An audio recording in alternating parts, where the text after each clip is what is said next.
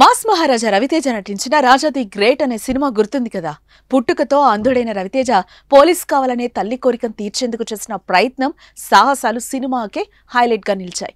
ఆ సినిమాలో అచ్చం నిజమైన అంధుడిగానే నటించిన రవితేజ ప్రేక్షకులను మెప్పించాడని చెప్పుకోవాలి. ఇప్పుడు అలాంటి కథే నిజ జీవితంలోనూ తారసపడింది. కళ్ళు లేకపోయినా తను ఏ విషయంలోనూ తక్కువ కాదంటూ నిరూపించుకుంటూ నాగరాజు ది గ్రేట్ అని అనిపించుకుంటున్నాడు.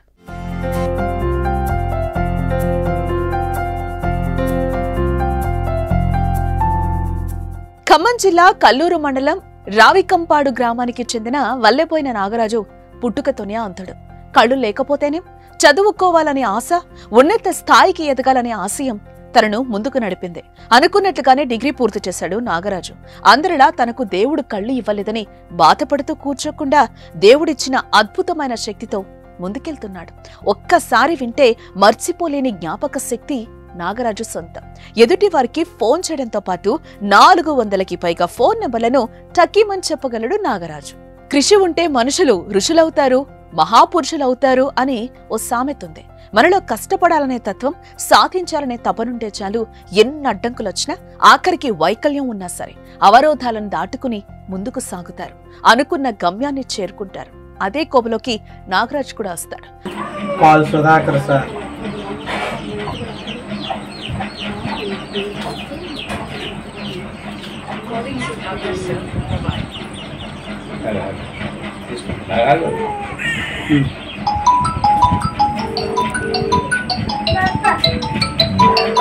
కళ్ళు కనిపించవని కూర్చోకుండా కష్టపడి చదివిన చదువు అతనికి ఈ రోజు గుక్కెడు బువ్వ పెడుతోంది. ప్రస్తుతం నాగరాజు ఫోన్, టీవీ రీఛార్జ్లు చేస్తూ ఉంటాడు. కళ్ళు కనిపించకపోయినా ఎలాంటి పొరపాటు చేయకుండా రీఛార్జ్ చేయడంలో దిట్ట. ఇక గ్రామంలో కూలీల లెక్కలు, రైతులు మార్కెట్లో అమ్మిన పంట లెక్కలు తెలుసుకోవాలంటే వారందరూ నాగరాజు దగ్గరకు వస్తారంటే అర్థం చేసుకోవచ్చు కదా అతని టాలెంట్ ఏంటో. ప్రస్తుతం వికలాంగుల కోటాలో నాగరాజుకు 4000 రూపాయల పింఛన్ వస్తుంది. వాటితోనే ఫోన్, టీవీలకు రీఛార్జీలు చేస్తూ ఉంటాడు. నేను పుట్టిన దగ్గర నుంచి ఇప్పుడు నాకు 25 సంవత్సరాలు వచ్చే వరకు మా అమ్మ, మా నాన్న కష్టపడి కూలి పనికి పోయి నన్ను కాపాడుకుంటూ వచ్చారండి నేను మంచిగా. కానీ ఇక వాళ్ళు నన్ను చూసే బాధ్యత అయిపోయింది. ఇక నేను వాళ్ళని చూసుకునే బాధ్యత వచ్చింది. కానీ నాకు టాలెంట్ ఉంది, కానీ నేను వాళ్ళని చూసుకోలేకపోతున్నాను. కారణం ఏంటంటే నాకు ఆదాయం పరంగా కానీ ఏటి పరంగా కానీ ఏమీ లేదు.